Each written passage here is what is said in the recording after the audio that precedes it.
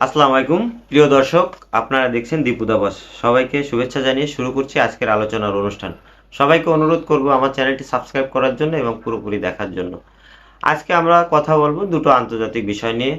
প্রথমত হচ্ছে পাকিস্তানে তুরস্কের ড্রোন কোম্পানি স্থাপন করার জন্য পাকিস্তান খুব তোড়জোড় করে কাজ শুরু করেছে এবং তুরস্ক এর সাথে রাজি। তুরস্ক এবং পাকিস্তান দীর্ঘদিনের, দর্শক আপনারা জানেন, তুরস্ক এবং পাকিস্তান দীর্ঘদিনের তারা মিত্র রাষ্ট্র। তুরস্ক পাকিস্তানকে সহজ সময় হেল্প করে। পাকিস্তান ও তুরস্কের সমস্যা হলে কোনো ক্ষতিগ্রস্ত বা কোনো সমস্যা হলে পাকিস্তানও তাকে হেল্প করে। যাই হোক, তুরস্ক যে পাকিস্তানের ড্রোন কোম্পানি বা ড্রোন স্থাপনা প্রতিষ্ঠা করতে যাচ্ছে তার অন্যতম কারণ হচ্ছে পাকিস্তান আগামীতে যে যুদ্ধগুলো অধিকাংশই হবে ড্রোনের মাধ্যমে।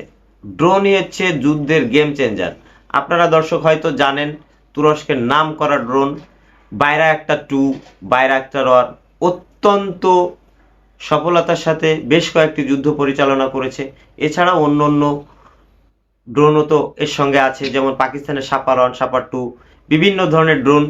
তো যাই হোক, পাকিস্তানে তুরস্ক একটা ড্রোন কারখানা স্থাপন করতে যাচ্ছে। যদিও এই চুক্তিটা গোপন ছিল, কিন্তু বর্তমানে এটা আর গোপন নাই।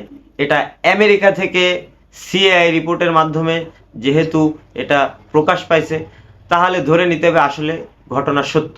ইমিডিয়েট হয়তো এটা স্থাপন করবে। যাই হোক, এই ড্রোন কারখানা স্থাপন হলে এটা ভারতের জন্য অত্যন্ত খারাপ হবে, আর আফগানিস্তানের জন্য অত্যন্ত খারাপ হবে। ভারত তো সামান্য কিছু নিজেরা ড্রোন তৈরি করে, এটা সত্য কথা, তাদের ইসরায়েল থেকে আনা লাগে। আর পাকিস্তান তো এমনি নিজেরা ড্রোন তৈরি করে।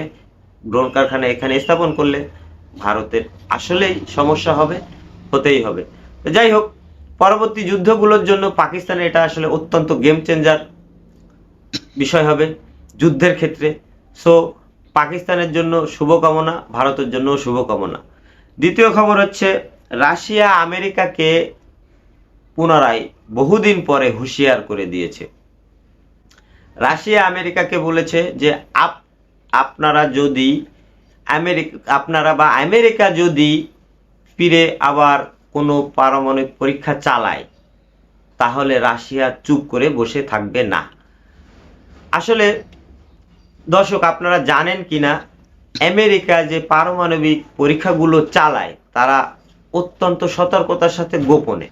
আসলে আমেরিকা যে রাষ্ট্রটা যে জায়গায় অবস্থান করে তার আশেপাশে কানাডা আর এই সাইডে ফাঁকা মেক্সিকোর একটা প্রণালী আছে।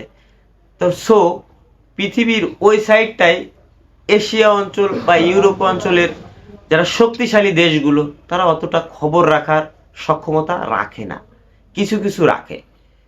তবে রাশিয়া তো আসলে অস্ত্রের দিক থেকে অনেক উন্নত, তাদের বিমান বাহিনী, সেনাবাহিনী, এটা স্বীকার করুক বা না করুক, এটা অত্যন্ত অনেক বড় ব্যাপার। তো রাশিয়া ধারণা করা হচ্ছে রাশিয়ার যে অত্যাধুনিক যুদ্ধ বিমান খবর রাখে, যে হচ্ছে এই যুদ্ধ বিমানের নাম হচ্ছে ওডাডাও এ স্পাই বিমান। এর থেকে খবর বের করতেছে যে এটা এটা এই তথ্য বের করছে যে আমেরিকা গোপনে ফিরায় আবার পারমাণবিক পরীক্ষা চালাবে, যার কারণে রাশিয়া এই হুঁশিয়ারি দিয়েছে। আসলে দর্শক আপনারা জানেন যে আমেরিকার যে সংস্থাগুলো এটা অত্যন্ত শক্তিশালী হয়, গোপনে কাজ করে। সো দর্শক আপনারা জানেন আমেরিকার যে সিআইএ বা গোয়েন্দা সংস্থা বা অন্য অন্য গোয়েন্দা সংস্থাগুলো অত্যন্ত শক্তিশালী হয়। তারা অত্যন্ত নিবিড়ভাবে কাজ করে, অত্যন্ত নিবিড়ভাবে তথ্য সংগ্রহ করে। তাদের তথ্য সংগ্রহ করাগুলো অত্যন্ত সঠিক হয়। তো তাদের ভিতর যে বিভিন্ন গোয়েন্দা সংস্থা, বিভিন্ন সংস্থাগুলো তারা রিপোর্ট করেছে, তারা বলেছে যে আসলে রাশিয়ার যে ডোরাডো বিমান, এর মাধ্যমে তারা এই তথ্যগুলো বর্তমানে পাচ্ছে। রাশিয়াও আসলে তারা ধারণা করছে যে রাশিয়ার যে গোয়েন্দা সংস্থা তারা অত্যন্ত উপর লেভেলে উঠে এসেছে। তারা এগুলো বিভিন্ন ধরনের স্পাইসি ক্ষমতাগুলো তাদের বৃদ্ধি করেছে, যার ফলে এই খবরগুলো তারা সংগ্রহ করছে। আমেরিকা যে কখন কিভাবে তারা পারমাণবিক যুদ্ধ বা পারমাণবিক অস্ত্র পরীক্ষা করবে, সেটা পরিচালনা করবে, সেটা কিভাবে রাশিয়া খবর পাচ্ছে, এটা নিয়ে আমেরিকা চিন্তিত। সবাইকে ধন্যবাদ।